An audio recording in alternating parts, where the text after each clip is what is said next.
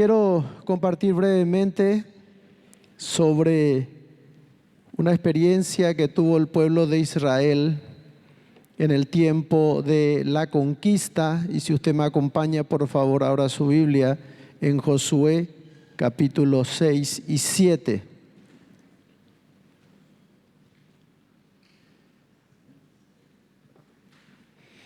Tenemos un Dios increíble. Dígale al de al lado, tenemos un Dios increíble. El mismo Dios que creó todo de absolutamente nada. El mismo Dios que creó todo lo hermoso, todo lo bello que existe en este mundo. Ese mismo Dios está en nosotros, viviendo y habitando.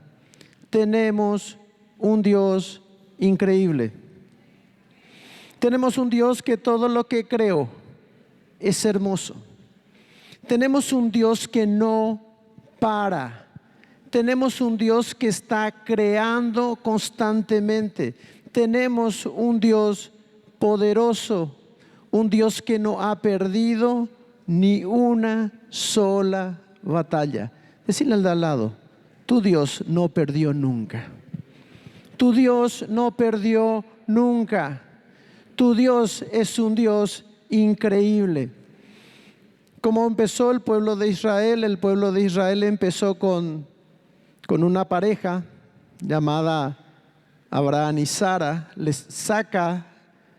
Dios les saca de Ur de los Caldeos. Sale y le promete dos cosas.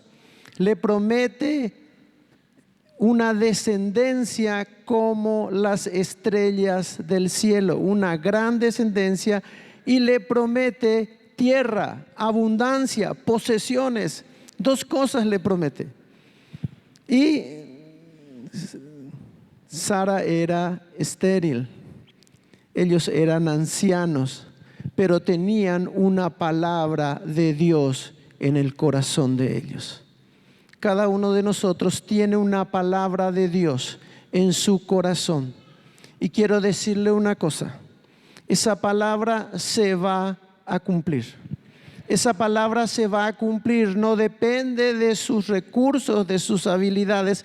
Esa palabra se va a cumplir. Si Él dijo, se va a cumplir. Diga conmigo, si Él dijo, se va a cumplir. Si Él dijo, se va a cumplir. Acá le tenemos a Abraham y a Sara con una palabra de Dios. La palabra era descendencia, como las estrellas del mar, como las estrellas del cielo. Está bien. Y tierra abundante. Después de un tiempo, sí vino la promesa, vino el hijo, vino Isaac. Después Isaac tuvo un hijo llamado Jacob que se convirtió en Israel. Después se convirtieron en 70 personas. Todavía no podían conquistar la tierra, era poca gente. Entonces Dios tiene un proceso en nuestras vidas. Dios tiene un proceso, tuvo un proceso en el pueblo de Israel y tiene un proceso en mi vida también. Dios va formándome, tengo yo una palabra en mi corazón, pero yo tengo que permitir que Dios cumpla su proceso en mi vida. Eso no es automático, esto no es magia, no es que usted ¡buah! Ya está. O sea que no es así de fácil. Hay un proceso por el cual pasó el pueblo de Israel, 2 personas, Dios interviene, les da esterilidad, es estéril, después le da un hijo, después ese hijo tiene otro hijo, después se convierte en un pueblo de 70 y hacía falta más gente para conquistar la tierra. ¿Y qué hace Dios? Le mete a todos ellos en una incubadora. Esa incubadora se llama Egipto. Ese pueblo tenía que crecer, tenía que ser abundante, tenían que ser muchos y necesitaban un lugar bueno, un lugar seguro, un lugar en donde sean protegidos, porque era un pueblo sin armas y estaba en medio de una civilización en un tiempo muy difícil. Entonces ellos entran en Egipto y a los 400 años se convierten en un pueblo súper numeroso. Era lo que Dios le había prometido a Abraham. Y ese pueblo iba a salir o no iba a salir de Egipto por las buenas, ¿sí o no? ¿Iba a salir o no iba a salir por las buenas? Si todo le iba bien, si el negocio estaba súper floreciente, ¿iban a dejar o no iban a dejar ellos? ¿Sí o no? ¿Usted iba a dejar? No creo. Le iba tan bien. Entonces Dios tuvo que usar una pequeña estrategia, les convirtió en esclavos. Entonces ellos clamaron a Dios, Dios envía un libertador, les saca de Egipto. Dios estaba obrando en un pueblo porque había una palabra que ellos iban a ser numerosos e iban a tener una tierra. Entonces les saca de Egipto con gran poder, haciendo estragos en el pueblo de Egipto. Sale un pueblo abundante, millonario, sale con muchísimos bienes y van al desierto para el proceso de la depuración. Ese pueblo empieza a ser depurado, empieza a ser probado, a ser tratado, y 40 años después es el tiempo de la conquista. Y ese es el pasaje que vamos a leer. La historia un poco para que usted se ubique. Es el tiempo de la conquista. Diga conmigo, es el tiempo de la conquista. Es el tiempo de la conquista. ¿Qué usted va a conquistar? Usted va a conquistar lo que Dios le prometió. Usted va a conquistar la palabra que Dios le dio. Usted va a conquistar aquella promesa que Dios le dio. O Dios no le va a regalar nada. Dígale al lado, no te va a regalar nada. Él no te va a regalar. Usted tiene que conquistar. Entonces Dios tiene que despertar nuestro corazón de conquista. Usted tiene que conquistar. Obviamente el que pelea es Él. Entonces está el pueblo de Dios, el pueblo de Israel está en tiempo de conquista. En este pasaje, en el versículo 6, en el capítulo 6 de Josué, ellos empiezan la conquista. Lo que Dios prometió a Abraham hace muchísimos años, ellos están ahora en tiempo de conquista, modo de conquista, a conquistar lo que Dios le dio, a conquistar la tierra que Dios le dio, la promesa que Dios le dio. Este era el tiempo de conquistar. Entonces tienen una primera batalla en Jericó y ganan Jericó, conquistan Jericó. Sin su fuerza, Dios hace una obra extraordinaria y conquistan Jericó. Josué era el que estaba liderando esta conquista. Josué fue 40 años discípulo de Moisés. Josué tiene una característica muy especial. Dice que Moisés estaba en el tabernáculo, la presencia de Dios bajaba. Y Moisés salía y se iba. El tabernáculo estaba fuera del campamento de reunión y Josué permanecía en el tabernáculo. Tenía una característica muy especial. Dios estaba preparándole a un hombre para reemplazar al mayor legislador de todos los siglos. Entonces tenía que ser un hombre probado por Dios, un hombre ministrado por Dios. Y ahí estaba Josué listo para liderar la conquista, listo para liderar aquello que Dios le había dado, listo para. Entonces estamos en la primera batalla. Ellos conquistan Jericó, extraordinario, algo dificilísimo de hacer, pero lo hicieron. En su segunda batalla, es el pasaje que vamos a tratar, ellos pierden. Venían a 200 por hora y pierden contra un pueblo más pequeño. Se fueron ellos muy confiados. Era un pueblo pequeño, sin casi murallas, y pierden. Josué se queda turbado, no entiende qué pasa. Josué empieza y ora y le dice: Señor, ¿qué pasó?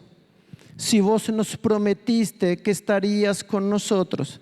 Y si nosotros somos tus hijos, y si nosotros teníamos esta palabra, y si vos estuviste con nosotros en Jericó, ¿qué pasó en Jaí? ¿Qué pasó? Es como venir a 200 por hora y chocar contra una pared. Quiero mencionar que hay cosas que impiden que nosotros conquistemos aquello que el Señor ya nos ha dado. Una de las cosas es la incredulidad, la ignorancia, el temor, el legalismo y el pecado. Dios ya te dio, vos tenés que conquistar, pero si hay una de estas cosas, y pueden ser más, si hay una de ellas para todo el tiempo de conquista, y usted probablemente tenga que volver a empezar. Dice el pasaje Josué 6:18. Josué 6:18. Dice, pero vosotros guardaos del anatema.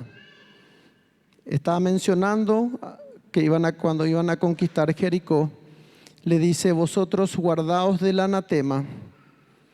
No toquéis, ni toméis alguna cosa del anatema, no sea que hagáis anatema el campamento de Israel y lo turbéis. Mas toda la plata y el oro y los utensilios de bronce, de hierro, sean consagrados a Jehová y entren en el tesoro de Jehová. Entonces, si hay alguna de estas cosas en nuestra vida para.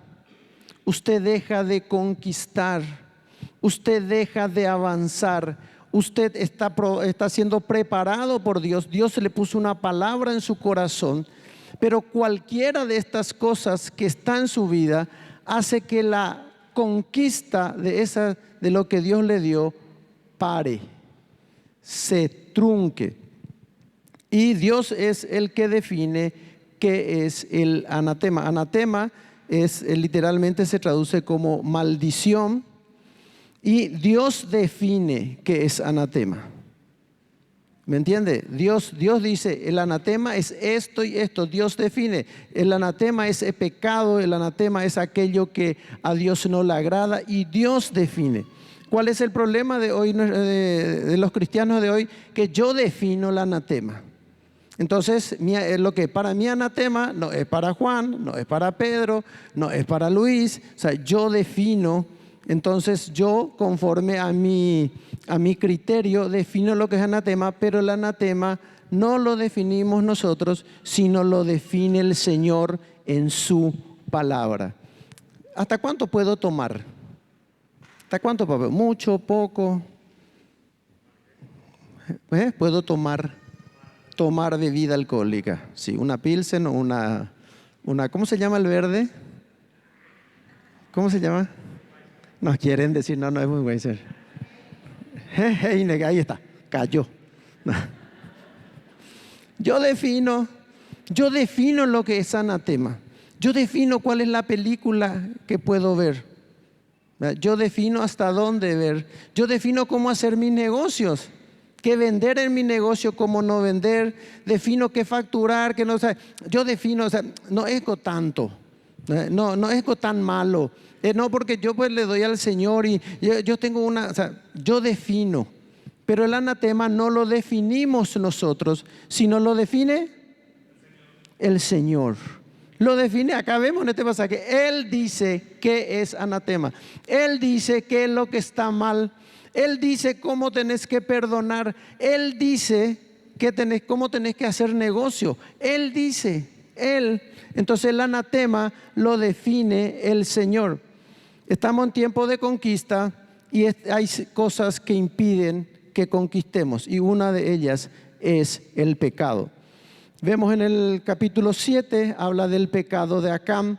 Quiero leer rápidamente el pasaje y ver unas cuestiones que pasaron ahí. Dice, pero los hijos de Israel cometieron una prevaricación en cuanto al anatema, por Cacán, hijo de Carmi, hijo de Sabdi, hijo de Sera, de la tribu de Judá, tomó del anatema, y la ira de Jehová se encendió contra los hijos de Israel. Después Josué envió hombres desde Jericó a Jai, que estaban junto a Bet-Aven hacia el oriente de Betel, y les habló diciendo: subid y reconoced la tierra. Y ellos subieron y reconocieron a Jai.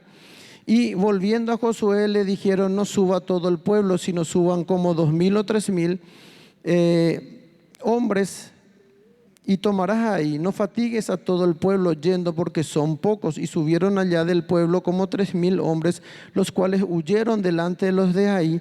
Y los de ahí mataron de ellos a unos 36 hombres, y los siguieron desde la puerta de Sebarín, y los derrotaron en la bajada, por la cual el corazón del pueblo desfalleció y vino a ser como agua.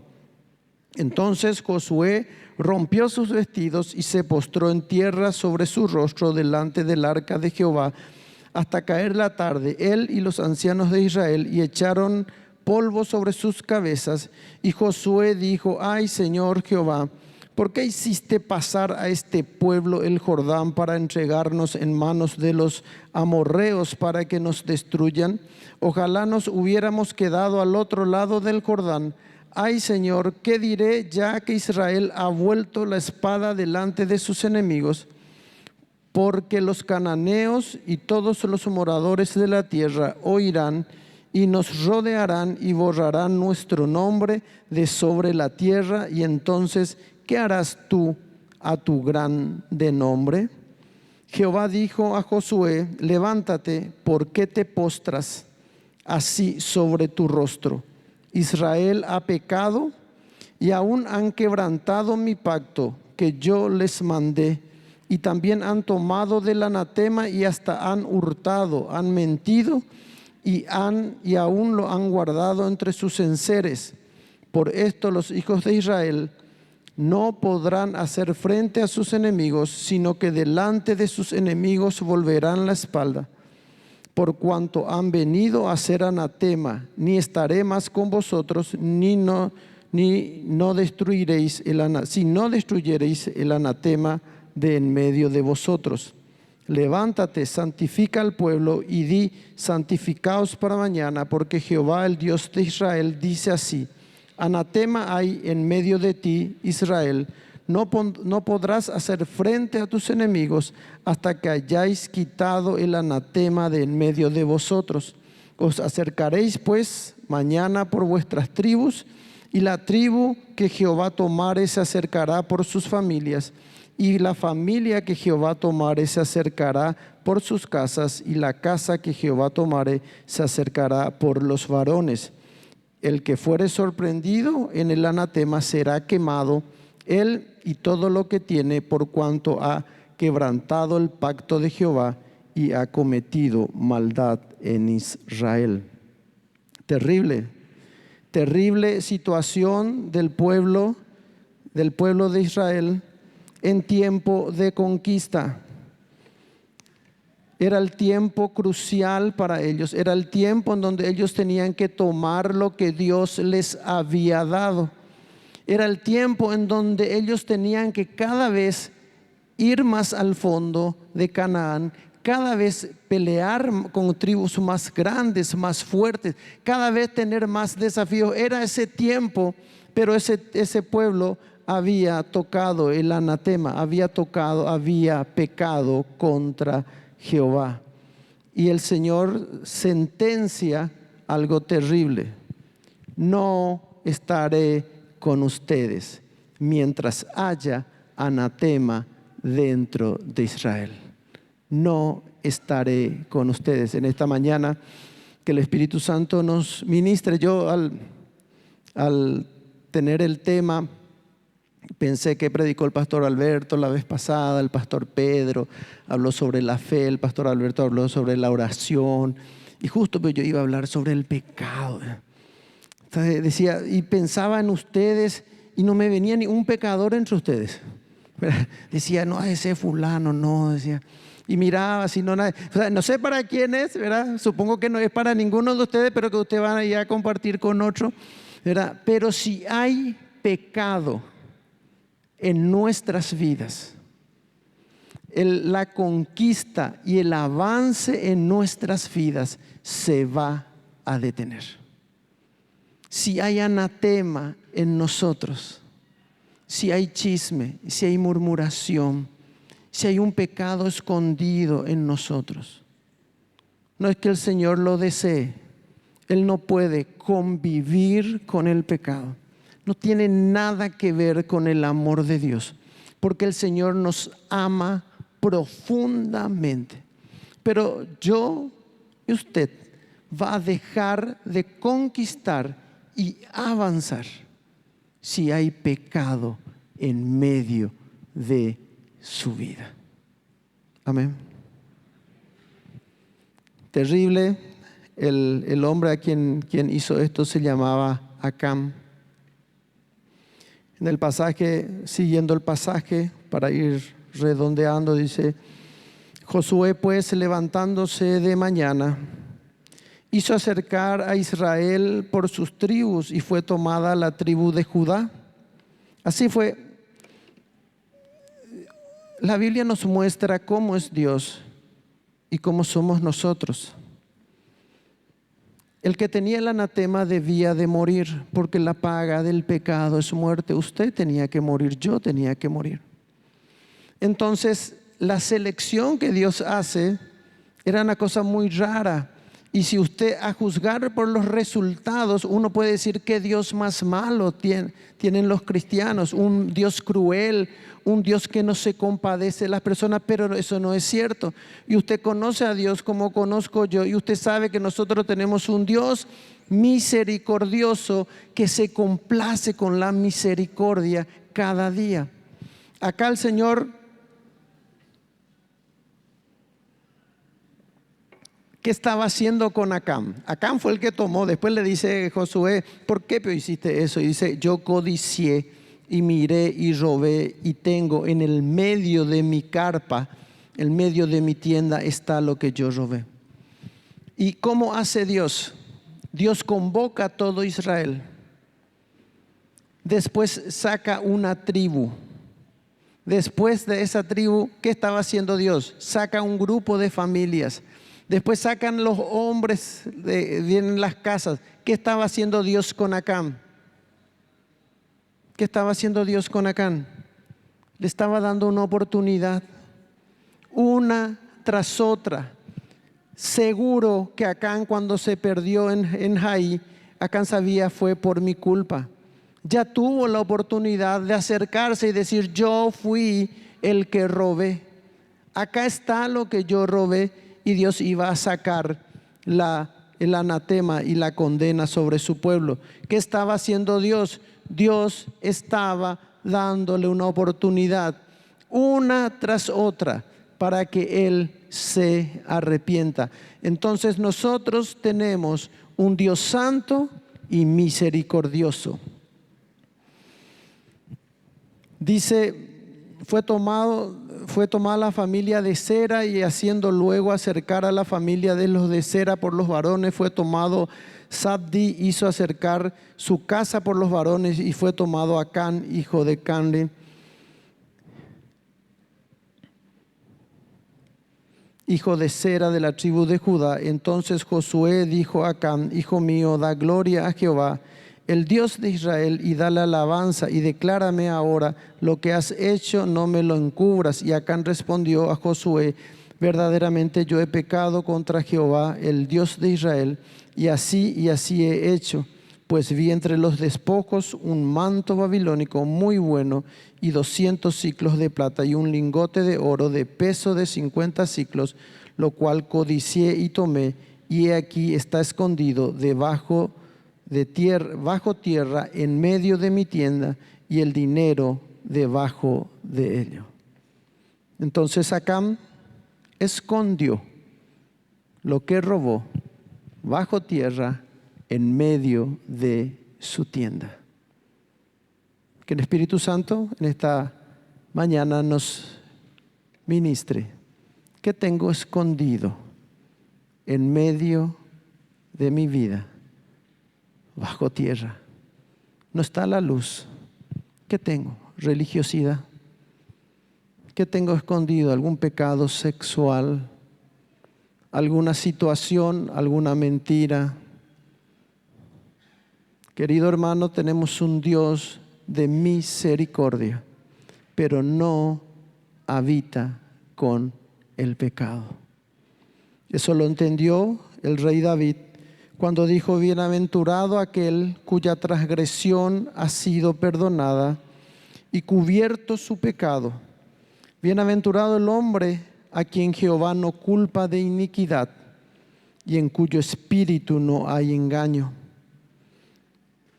Mientras callé, se envejecieron mis huesos, dice el rey David, en mi gemir todo el día, porque de día y de noche se agravó sobre mí tu mano, se volvió mi verdor en sequedales de verano.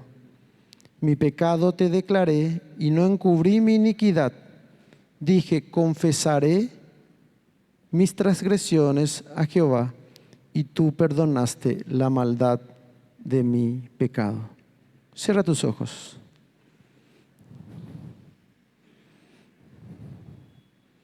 No soy yo el que le debo de convencer a usted, sino es el Espíritu Santo. No soy yo el que le debo apuntar, porque ninguno de nosotros estamos para juzgar en este lugar. No soy yo el que le deba descubrir a usted, ni usted a mí. Es el Espíritu Santo de Dios el que debe obrar en nuestros corazones. Dígale al Señor: Señor, quiero que me ministres. Si hay un pecado en medio de tu tienda, este es el momento de presentárselo al Señor. Este es el momento de confesarlo, porque abogado tenemos. Abogado tenemos, dice Primera de Juan,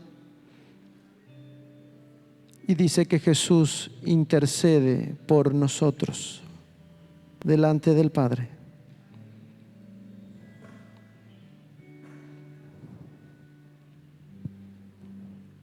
Este es el momento en que usted debe